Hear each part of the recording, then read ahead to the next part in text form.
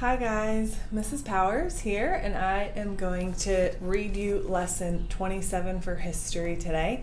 It's about Gregory the Great, and then we will review our pre-test 8, 9, and 10. And some of those we haven't done all the lessons, so I'll help you figure out which ones we have done, okay? So let's get started.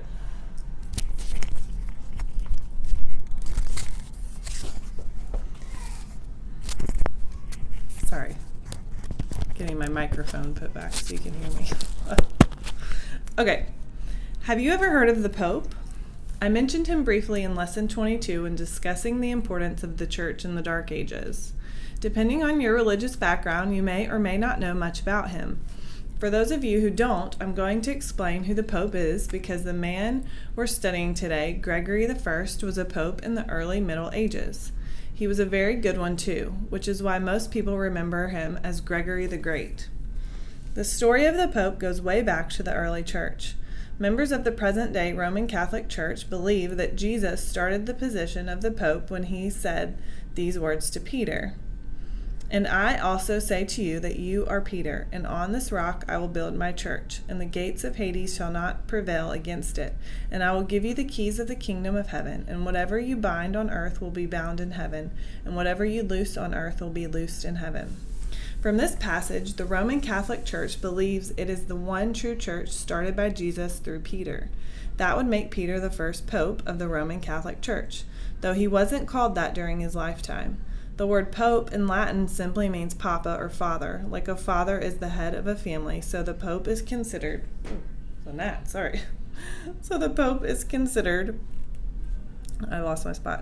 the Roman Catholics as the visible head of the Roman Catholic Church, and Christ is considered the invisible head.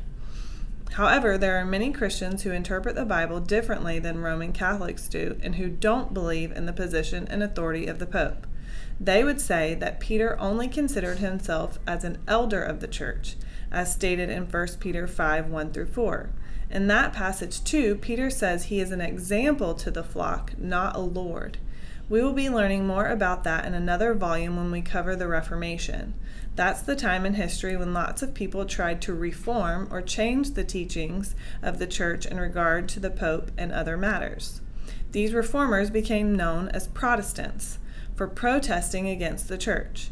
You may want to discuss this with your teacher now, whether your family is Protestant, Roman Catholic, or some other faith. The tradition of the Roman Catholic Church has remained strong and powerful for over 2,000 years. According to them, there has been a pope ever since Peter lived. Not once has the chain been broken, although there were times when more than one man claimed to be pope, but that's another story. This kind of long tradition naturally brings with it great power.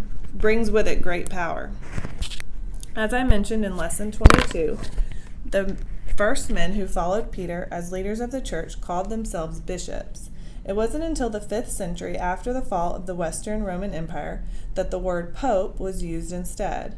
It was used to designate the head of all the other bishops, or the Bishop of Rome. You will also hear the term pontiff or papacy to describe the pope and his ruling system. Papacy, I'm not really sure, forget. Somewhere along the way, the men who were chosen to be pope began to change their names. On becoming pope, they would rename themselves after a saint or a former pope whom they admired. That explains why so many of the popes' names are the same. For example, Gregory was the name of 16 different popes. The name became popular because the very first Gregory was truly a great man, and his name implies. Let's examine his life now and learn how he developed such a good reputation. Gregory was born of a wealthy family. He inherited a lot of money from his parents as well as a palace of his own. At age 33, he became the mayor of Rome. But after one term, Gregory learned that he disliked politics a great deal. The evil things he saw around him convinced him that the world was soon coming to an end. Though he was wrong about the world ending then, he was right about how hard life was around him. It was, of course, the period called the Dark Ages when people were still struggling to survive after the fall of the Roman Empire. Being a man of great compassion for the poor and having concern for the lost, Gregory did a most incredible thing. He turned his luxurious palace home into a monastery of St. Andrew and took the lowly vows of a monk. Now think about that for a minute. If you were rich and owned a mansion, would you want to give it away to serve your community and live like the poor? Not many people would. It was this kind of charitable gesture that characterized the rest of Gregory's life and caused others to admire him. One of Gregory's greatest passions was to travel and share the gospel of Christ. In other words, he wanted to be a missionary. However, Gregory was so valuable to the church in Rome that he was never given permission to leave. Gregory said later that some of the happiest days of his life were those he spent serving as a monk in Rome. He was glad that he had stayed there after all. As the years went by, Gregory grew in wisdom. When Pope Pelagius II died in 590, Gregory was naturally the most likely monk to fill the empty position. But you know what? He didn't want to be pope. At age 50, Gregory cherished his life as a monk. If he were to accept the position of pope, he would inherit great duty, tremendous power, the position of pope, and even wealth, Becoming a pope in those days were practically like becoming a king. Gregory greatly struggled with the idea of this. To solve the dilemma, Gregory decided to take the position of pope, but only under the condition that he would keep the simple lifestyle of a monk. That meant that he would continue to dress in plain robes, live in simple quarters, and eat basic foods. Gregory fulfilled all of this. As an example, he lived mostly on raw fruits and vegetables and fasted for long periods of time. To deal with the wealth of the Western Church, Gregory gave most of it to the poor. Though Gregory chose to live a simple life, the legacy he left as a pope was hardly simple at all. Gregory I, as I will now refer to him, was a brilliant leader. He made tremendous decisions and advancements for the Western Church. His authority was well established and respected throughout the Christian world. Gregory I even got back into politics to some degree. He did so because the Lombards were invading Rome. Gregory I turned to the Byzantine Empire for help, but was refused. So Gregory I used rent money from the church to support an army that fought the Lombards. For this, Gregory I gained great respect as a civil leader and as well as a religious leader. Even with this great power, Gregory the Great's heart remained pure to his passion for the lost. There is a story about him that goes like this. While passing through the market in Rome one day, Gregory I saw a group of slaves being unloaded from England. He was struck by their light-colored hair, blue eyes, and fair skin.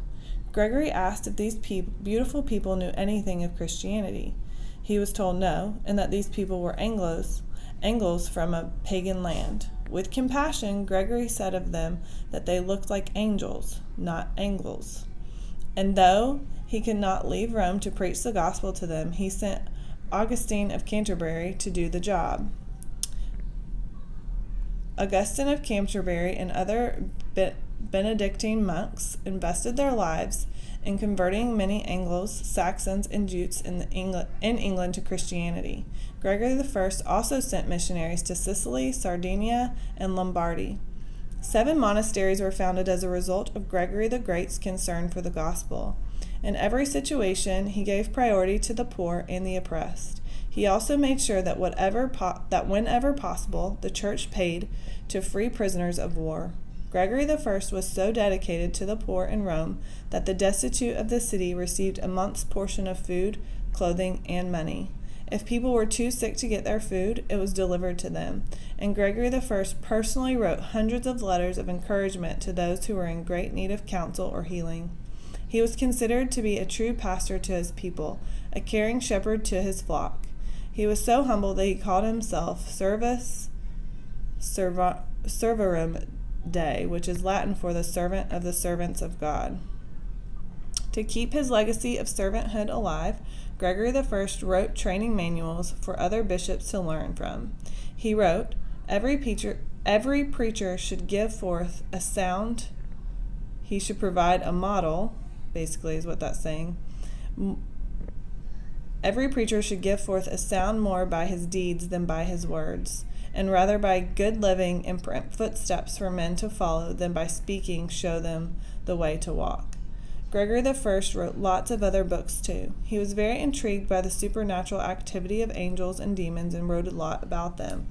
These writings greatly influenced the theology of the Western Church and the use of holy relics in worship. He wrote also of the life of Job, a character in the Old Testament who suffered much hardship in life.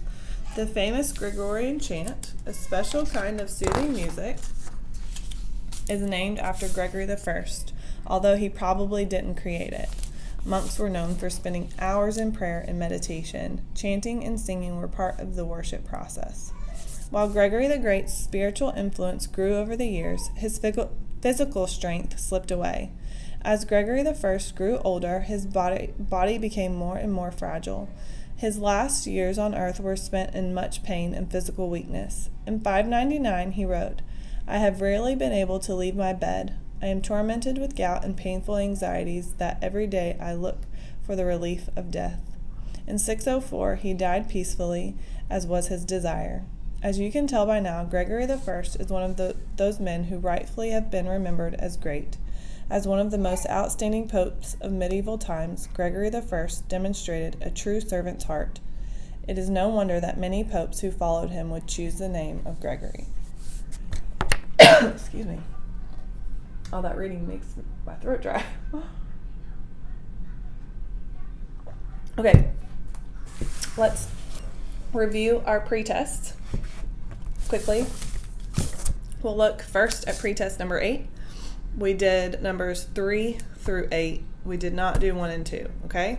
So number 3 says, according to legend, Arthur became king when he drew me out of a stone. What am I? Sword. That's the answer. Number 4, according to Joseph of Arimathea, I was used to collect some of the blood of Christ. What am I? The Holy Grail. Number 4, according to we did number 4. Number 5, I was the unfaithful queen of King Arthur. Who am I? Guinevere. Number 6, though I grew up a peasant, I became the king of the Byzantine Empire. Who am I? Justinian. Number 7, I grew up in the circus and became a queen. Who am I? Theodora. I was built to be more magnificent than the Temple of Solomon. What am I? The Cathedral of St. Sophia. All right, let's look at pretest number 9. We did numbers 1 and 2, and then we're going to do numbers 6, 7, and 8. That's from what we just read. So pull out pretest number 9, and let's look at number 1 first. Although Columba had a bad temper, his name meant dove. Number 2, after causing a bloody battle, Columba left Ireland to win souls for Christ in Scotland. Sorry. Dry. Number 6. Let's jump down to number 6, okay? So these are the ones from reading today. Gregory the Great was one of the most admired popes of the Middle Ages. So your answer is popes. Number 7. Because Gregory was quite humble, he preferred to dress and eat like a common monk. So your answer is monk. And number 8. Gregory the Great was dedicated to serving the poor and the sick of Rome through charity and letters of encouragement. So poor and sick is the answer to number 8. And then yesterday you should have done part of pretest number 10. You should have done number 4, which says Muhammad, the founder of Islam, grew up in Spain. That's false. And number 5, in the Hydra, I'm not sure how you say that. Muhammad fled for his life from Mecca to Medina. That's true.